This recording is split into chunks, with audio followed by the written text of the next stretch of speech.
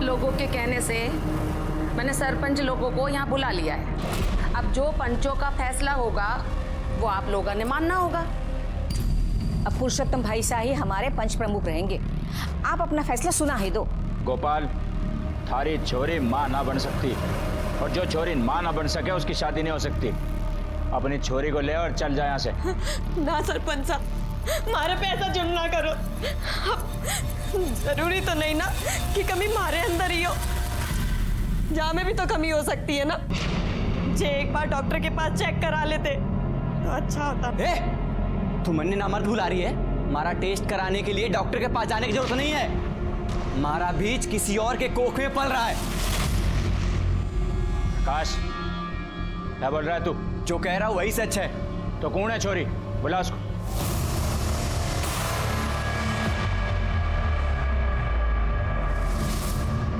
मैं प्रकाश के बच्चे की माँ बनने वाली हूँ।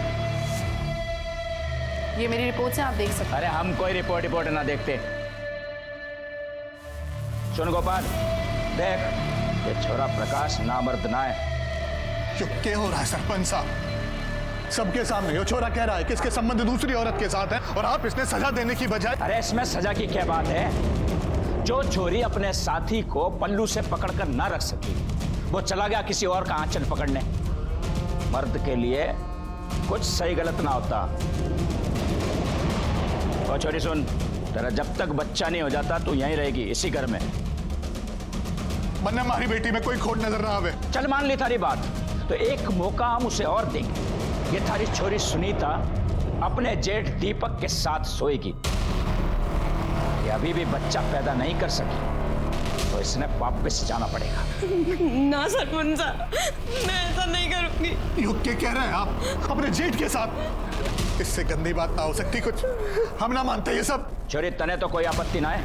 आप लोगों ने बोल दिया है तो मन में कोई आपत्ति ना है। इन सब की क्या जरूरत है?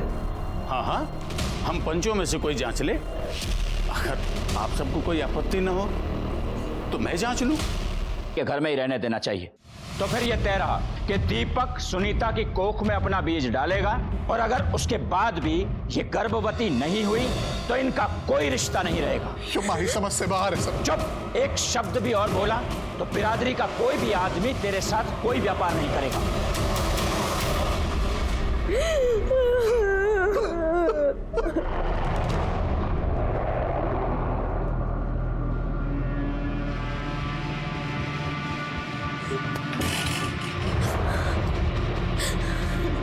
आप ऐसा नहीं कर सकते।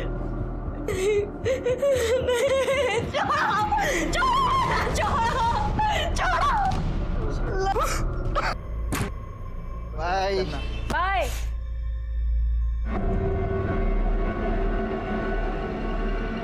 तुझे ना अब पता क्या होना है। माफ कर दीजिए भाभी जान। ऐसे कैसे माफ कर दूं? सजा तो तुझे मिलेगी। चल।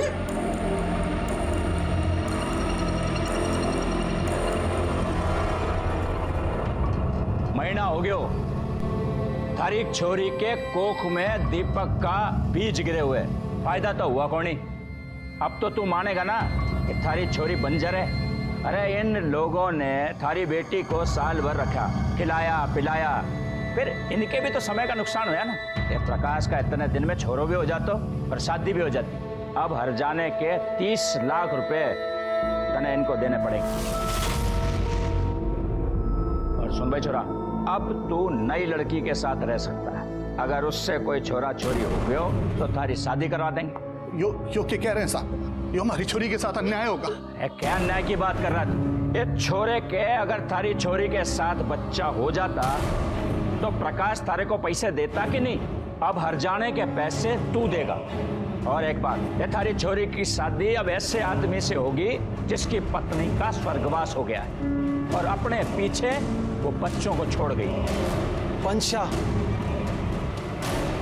मैं करूंगा सुनीता से शादी।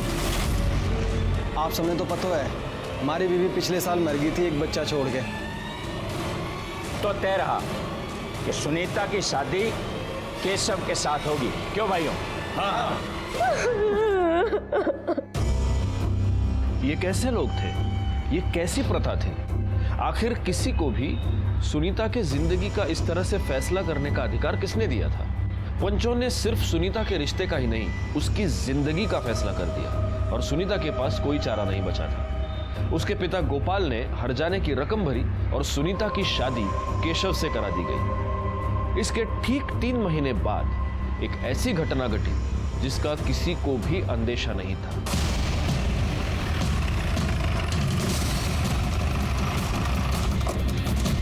सर, मैंने आपको फोन किया था।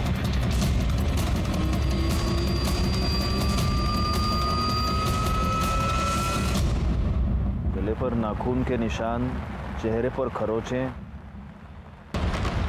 लगता है इसे मारने से पहले इसके साथ रेप किया गया है या फिर मॉलेस्टेशन। तो देखने से शादीशुदा लगती है। हो सकता है किसी ने यहाँ अकेले देख के इसका रेप और फिर मर्डर कर दिया। लेकिन सवाल है ऐसी जगह पे ये अकेले आई क्यों? बैकुर, मुझे नहीं लगता ये कोई रैंडम क्राइम है, क्योंकि देखो ना बॉडी पर गहने वैसे के वैसे हैं। लाश की तस्वीर ले लो, आसपास के सारे पुलिस स्टेशन में सर्कुलेट कर दो, बॉडी को पोस्टमार्टम के लिए भेज दें।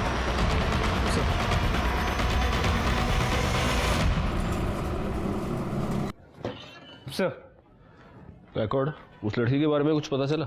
नहीं सर, किसी ने उसे वहाँ आते जाते नहीं देखा था और ना ही उस रास्ते पे कोई सीसीटीवी कैमरा है। आसपास के पुलिस स्टेशन में भी ऐसी किसी लड़की की कोई मिसिंग कंप्लेंट नहीं है। फिलहाल मैंने उसकी फोटो का आसपास सर्कुलेट कर दिया है। नमस्ते साहब। साहब मेरी पत्नी कहीं चली गई है। उनकी कोई फोटो है आपके पास? जी साहब।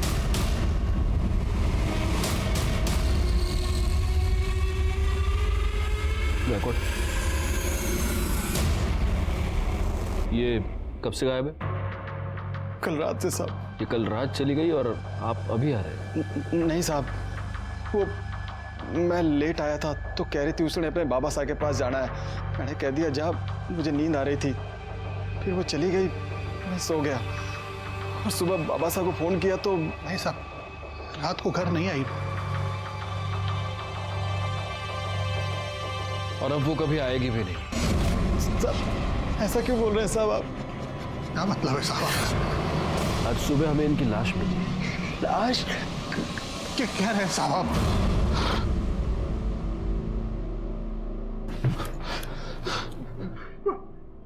आप मुझे एक बात बताइए, आप दोनों का आपस में कोई झगड़ा हुआ था? नहीं साहब। आपकी किसी के साथ कोई दुश्मनी? नहीं साहब। अच्छा, आपकी बीवी मोबाइल तो रखती होगी? नहीं साहब, उसने अपने बाबा साहब से ही बात करनी होती थी तो मेरे मोबाइल से कर लेती थी साहब। बैकवर्ड, इन दोनों को मॉर्ग ले जाओ, लाश की शिनाख्त करवाओ और उनसे कह देना कि पीएम शुरू करें। सर, आप प्लीज जाइए।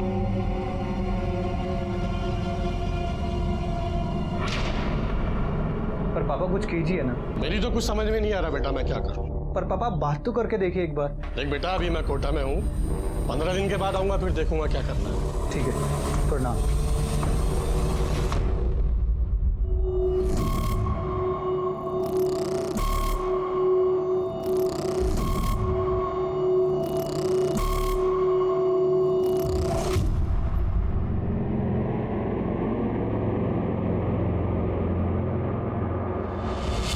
सुनीता अपने घर से अपने पिता के घर को जाने के लिए निकली। ये दोनों घर शहर के एक ही तरफ है और इन दोनों के बीच का डिस्टेंस 1 किलोमीटर से भी कम है और हमें सुनीता की लाश मिली यहाँ खाड़ी के पास। सुनीता यहाँ पर क्या करने गई थी इतनी रात को, और वो भी अकेली? तो एक चांस ये है कि सुनीता अपने घर से तो निकली थी लेकिन रास्ते में किसी ने अगवा कर लिया हो।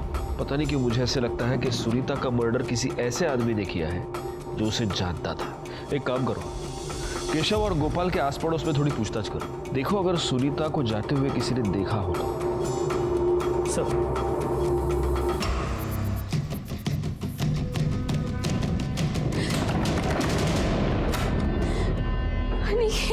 क्या हुआ?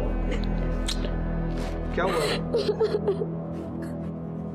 अरे तू रो क्यों रही है, पहले ये बता मुझे। आई मेरी शादी को लेकर बहुत परेशान है। उसने मुझे ये तक बोला मुझे जो लड़का पसंद है उससे वो मेरी शादी करा देगी, मगर मैं उसे क्या बताऊं कि जिस लड़के को मैं पसंद करती हूँ उसमें इतनी हिम्मत ही नहीं है कि वो अपने आई बाबा से बात कर सके। अरे मैंने बाबा से बात की है। प्लीज कुछ करो, मैं नहीं रह सकती तेरे बिना। अरे तू टेंशन मत ले, मैं तेरी आई से भी बात करूँ। चल रो मत, चुप। प्रकाश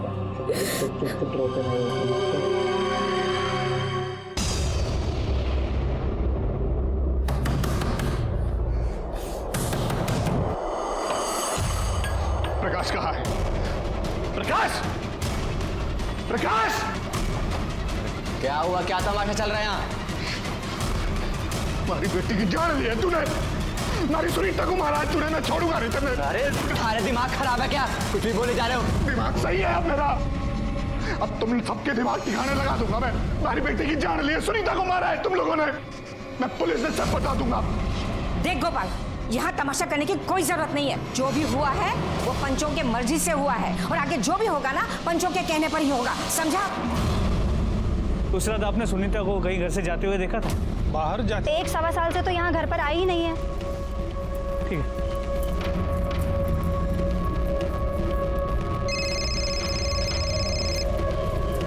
हाँ गायकवाड़, गोपाल के पड़ोसी ने बताया कि ये सुनीता पिछले 1-1.25 साल से यहाँ घर पे आई ही नहीं है। अगर पिछले 1.25 साल से वो अपने घर नहीं आई तो वो कहाँ थी?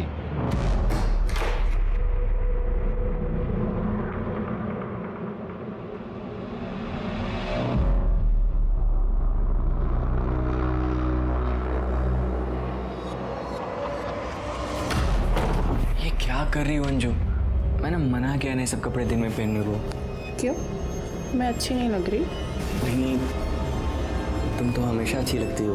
ज़रूरी है सारे काम रात में ही हो? शादी तो करेगा ना मुझसे? हाँ, तेरे बिना तो मैं एक पल भी नहीं रह सकता।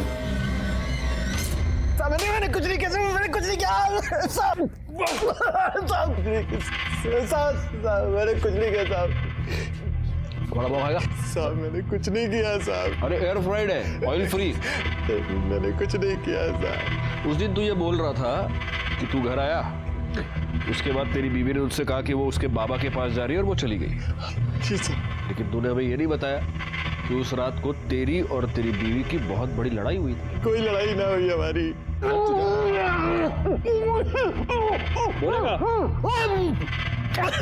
बोलेगा? बहुत अच्छे लगते हो मुझे, सच में बहुत अच्छे लगते हो तुम मुझे। भाभी ये सब गलत है भाभी। कुछ भी गलत नहीं है। मैं पल्लवी से प्यार करता हूँ भाभी, हटो आप। मुझे कुछ नहीं पता। अरे हटो ना। हम सबने क्यों बुलाया है? जी वो गोपाल का फोन था। पुलिस वालों को सुनीता के बारे में सब कुछ पता चल गया कि वो यहाँ 1 साल से रह रही थी। अरे तो जब पुलिस आती तब बुला लेती। अब क्या यहाँ बैठे रहे उनके इंतजार में?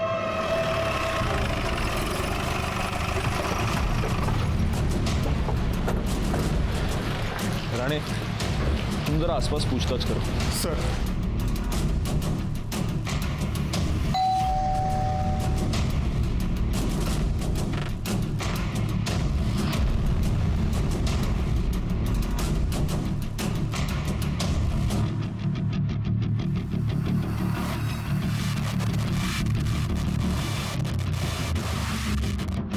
सुनीता यहीं रहती थी? जी हाँ सर, मैं उसकी माँ सी हूँ। उसकी माँ के मरने के बाद सुनीता अकेलापन महसूस कर रही थी, तो मैंने ही उसे कहा कि यहाँ आकर रहे। मेरा पूरा परिवार है, खुश रहा करती थी वो। वैसे ये सब लोग है कौन? जी ये हमारा बड़ा बेटा है दीपक, और ये उसकी पत्नी योगिता, और ये हमारा छोटा बेटा प्रकाश है जी। और ये हमारे रिश्तेदार है जी।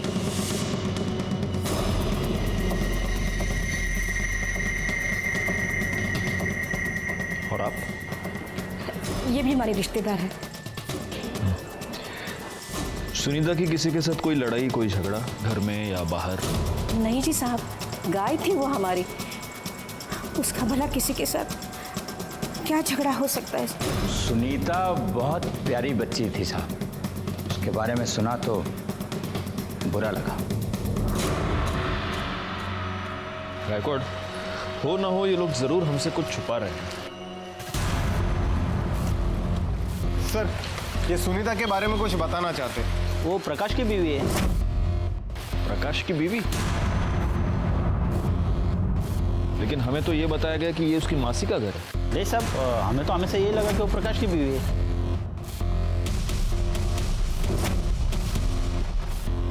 ठीक है, जाओ। देखा गायकवाड़, ये लोग हमसे 100% कुछ छुपा रहे हैं। एक काम करो, वो एक खुले बाल वाली लड़की थी ना, वो इन सब में बहुत अलग लग रही थी। जरा पता करो वो लड़की कौन है, उसके बारे में जितनी इंफॉर्मेशन मिले निकाल लो। एक और बात, हमें सुनीता के पेट में जड़ी बूटी के ट्रेसेस मिले थे। पता करो यहाँ आसपास कोई जड़ी बूटी वाला, कोई वैद्य हकीम कोई है। सर जी, पुलिस कहाँ से बीच में आ गई? माँ साहब, मैं तो कहती हूँ प्रकाश भाई साहब को निकिता के साथ रख दो कुछ दिन। मेरी बहन है, बच्चा भी जनेगी और इन दोनों की शादी भी हो जाएगी। अरे ऐसे कैसे? प्रकाश के बच्चे की माँ मैं बनने वाली हूँ, तो इस नाते शादी तो मुझसे होनी चाहिए। छोरी तू पागल होगी क्या? थारे को इस घर में खाली इसलिए रखा हुआ है कि थारे भीतर इस वंश का बीज पल रहा है। तो एक बार ये बच्चा हमें दे दे, फिर जहां मर्जी आवे वहां जा। तने जितना पैसा चाहिए होगा हम देंगे। मैं अपना बच्चा किसी को नहीं दूंगी।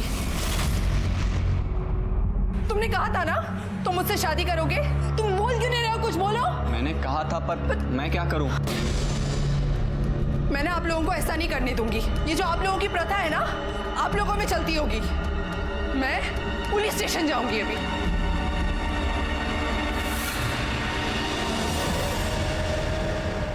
सर, सुनीता के घर में जो घुंघराले बाल वाली लड़की थी, उसकी इन्फॉर्मेशन मिल गई है। सर, उसका नाम अंजू है, एक्ट्रेस है, छोटे मोटे रोल करती है, यूपी की रहने वाली है।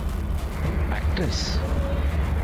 तो ऐसी लड़की उस घर में क्या कर रही थी? वो लोग तो कह रहे थे कि उनकी कोई रिश्तेदार है, और मेरे ख्याल से गायकवाड़ वो शायद प्रेग्नेंट भी थी।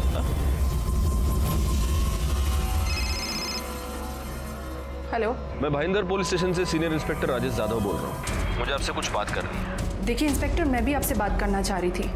मैं आपको सब सच सच बताना चाहती हूँ। इन्होंने मेरी ज़िंदगी बर्बाद कर दी है, और यहाँ तक कि प्रथा के चक्कर में ना इन्होंने सुनीता की ज़िंदगी भी बर्बाद कर दी है। कौन सी प्रथा? देखिए इंस्पेक्टर, मैं ना आपको मिलके सब बता देती हूँ। अब मैं आपको कुछ नहीं बता सकती। शाम को मैं मिलती हूँ आपको। ओके।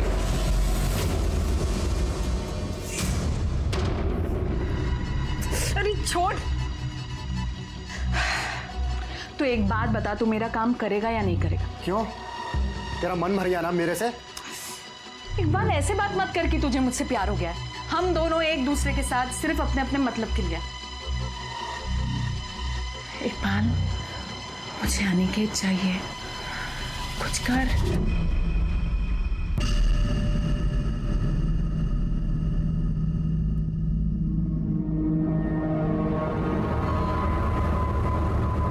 कोशिश कर रहा था। वो सुनीता के बारे में हमें कुछ बताना चाहती थी। हो सकता है प्रकाश को ये पता चल गया हो, और इसलिए प्रकाश ने इसे अपने रास्ते से हटा दिया। ये प्रकाश जहां पर भी है उसको उठा कर लाओ। सर, बॉडी पोस्टमार्टम ला पाठवून दे। अंजू के कत्ल से ये साफ हो गया कि कोई ऐसा था जो ये नहीं चाहता था कि अंजू हमसे आकर मिले। मुझे सबसे ज्यादा शक प्रकाश पर था। जहां एक तरफ मैं अंजू और सुनीता के मर्डर केसेस को सॉल्व करने में लगा हुआ था, वहीं पर मेरे पास एक ऐसा ही केस बहुत जल्द आने वाला था।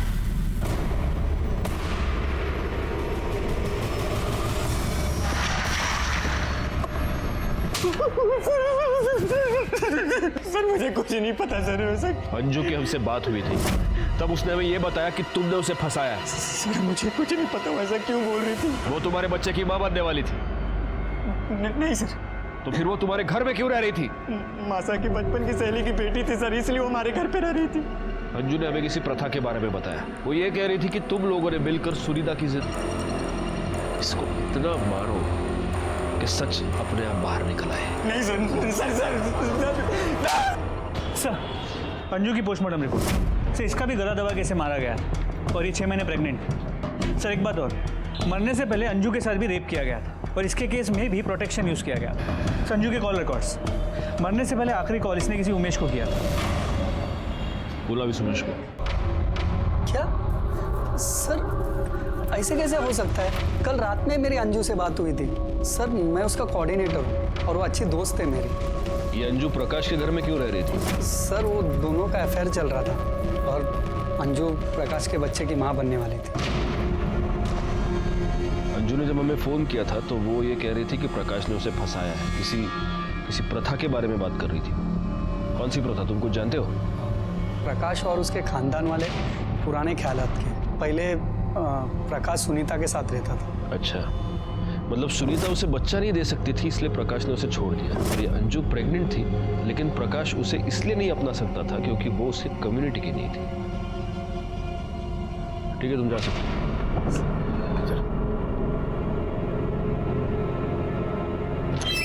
सर, गोपाल के अकाउंट में 30 लाख रुपए जमा हुए। 30 लाख? इतनी बड़ी रकम? बुलाओ उसे। साहब मेरी बच्ची सकाळी कॉलेजला गेली, लेकिन अभी तक घर पे नहीं आई है। साहब मैंने उसके सारे दोस्तों को पूछ लिया, लेकिन उसका कहीं पे कोई पता नहीं है। आपके पास उसकी कोई फोटो है?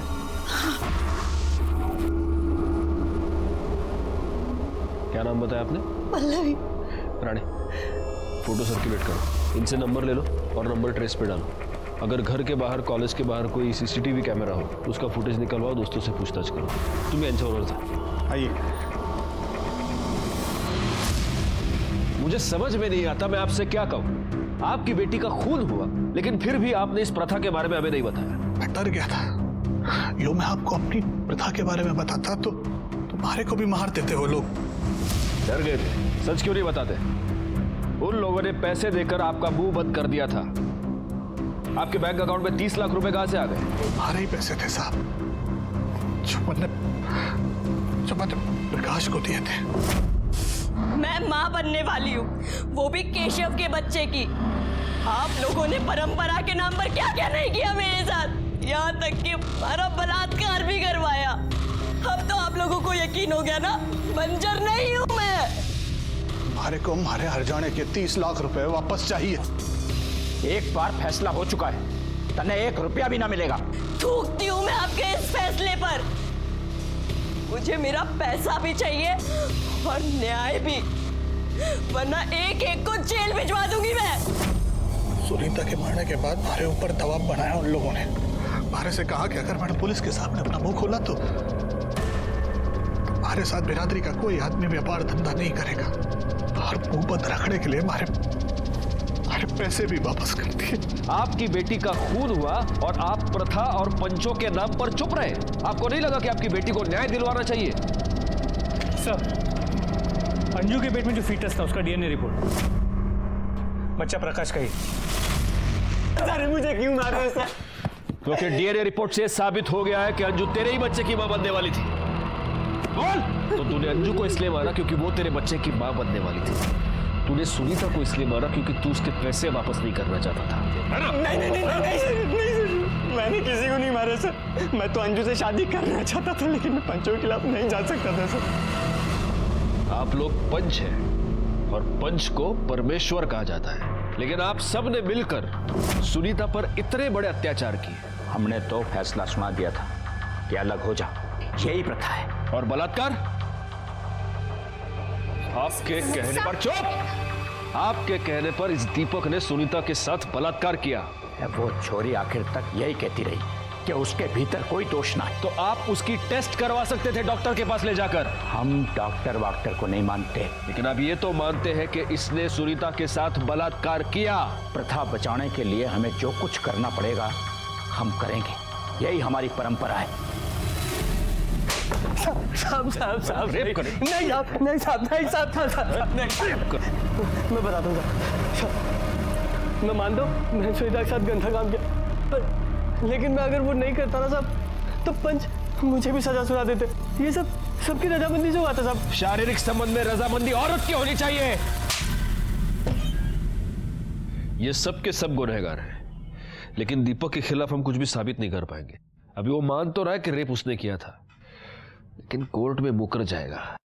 आइए सर, ये प्रकाश के घर के पास जड़ी बूटी बेचते हैं। तुम सुनीता को जानते हो? हाँ, उन्हीं के लिए जड़ी बूटी लेके जाती थी वो। कौन सी जड़ी बूटी? बच्चा नहीं होने के लिए, मतलब उसे खाने से बच्चा ठहरता नहीं। और कौन लेके जाती थी? योगिता।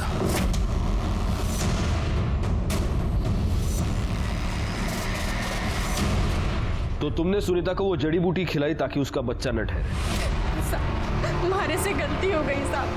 मैं ना चाहती थी कि वो माँ बने, इसलिए मैं 1 साल तक उसे दूध में जड़ी बूटी मिलाकर देती थी। मैं मानू हूँ साहब, मेरे पति ने उसके साथ गलत काम किया, उसके बाद भी मैं उसके घर जाती थी।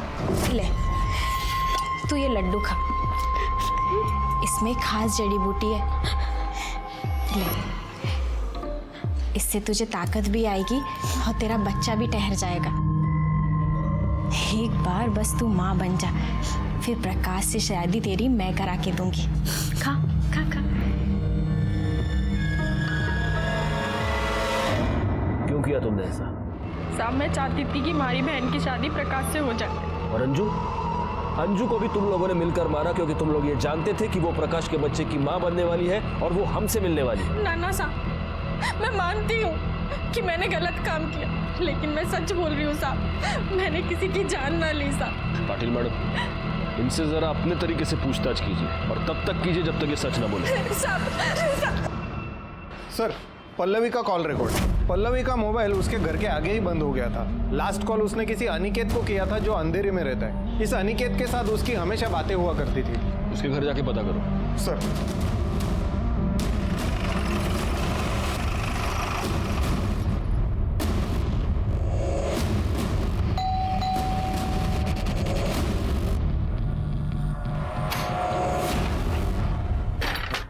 Yes sir. अनिकेत? हाँ सर, यहीं पे रहता है ऊपर। बुलाओ उसको। हाँ बुलाता हूँ सर। क्या हुआ जी? अनिकेत के बारे में पूछ रहे। जाओ तुम अनिकेत को बुलाओ। जाओ। हाँ आइए ना सर।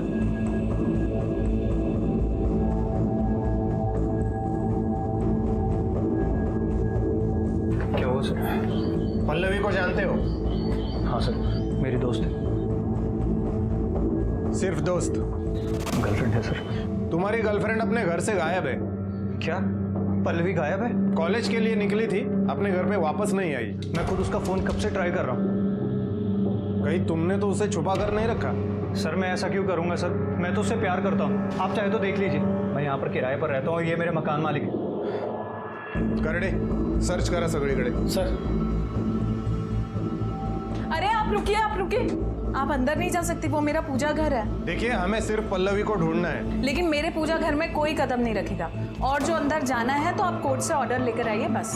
देखिए सर प्लीज सर, आप पूजा घर छोड़ के बाकी सब जगह पे देख लो ना सर। क्या है ना सर, मेरी बीबी किसी को भी अंदर जाने नहीं देती है। ठीक है बाबा, चेक करो। सर वो यहाँ नहीं है, मैं उससे बहुत प्यार करता हूँ और वैसे भी मैं उसके लिए बहुत परेशान हूँ। ठीक है, तुम्हें हमारे साथ इंक्वायरी के लिए चलना पड़ेगा। ठीक है सर।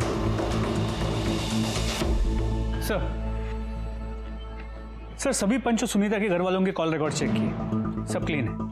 इनमें से ना तो कोई भी उन जगहों पे था जहाँ पे सुनीता या अंजू की लाश मिली, और ना ही इनमें से कोई भी किसी भी हिस्ट्री शीटर के कांटेक्ट में रहा है। मोबाइल लोकेशन मैच नहीं हो रहा, इसका मतलब ये नहीं गायकवाड़ के आदमी वहां पर नहीं था। वैसे देखा जाए तो ये सुनीता बहुत ही साधारण किस्म की महिला थी। उसके लाइफ में कौन कौन हो सकता है? उसका पति जो उसको मारता पीटता था, फिर ये प्रकाश, ये पंच, इनके अलावा और कौन हो सकता है? सर, हमने पल्लवी के बॉयफ्रेंड अनिकेत के घर पे तलाशी ली, पल्लवी वहां पे भी नहीं मिली। जरा पल्लवी की फाइल दे।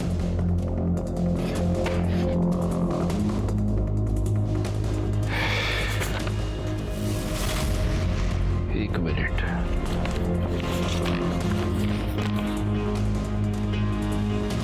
रानी, ये पल्लवी के बॉयफ्रेंड का नाम अनिकेत तुम्हारी कम्युनिटी में बाहर की कम्युनिटी की लड़की से शादी करना बना है, और पल्लवी तो तुम्हारी कम्युनिटी की है नहीं। हाँ सर, लेकिन मैंने बाबा सर से कहा था इस बारे में बात करने के लिए सर। ठीक है, जाओ तुम। ठीक है सर। इसकी पूरी फैमिली के कॉल डिटेल्स, मोबाइल लोकेशन सब कुछ निकालो और पता करो वाकई में इसके बाबा कोटा में है या नहीं। सर ये देखिए, अनिकेत के घर वालों के मोबाइल लोकेशन रिकॉर्ड से क्या मिला है। व्हाट? ये कैसे हो सकता है? इस मोबाइल की लोकेशन सुनीता और अंजू के मर्डर स्पॉट पर भी थी और जहां से पल्लवी गायब हुई वहां पर भी। Oh my God. गायकवाड जल्दी चलो। करडे पाटील मॅडमला घेऊन या लवकर।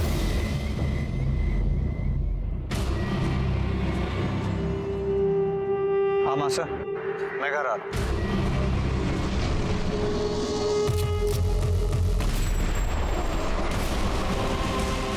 पल्लवी कहाँ है? कौन पल्लवी? सुनीता और अंजू को तुमने ही मारा ना?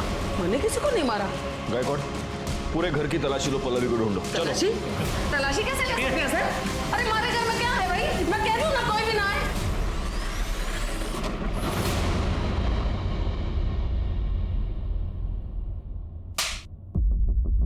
तो आपने सिर्फ पल्लवी को किडनैप नहीं करवाया, आपने सुनीता और अंजू की जान ले ली।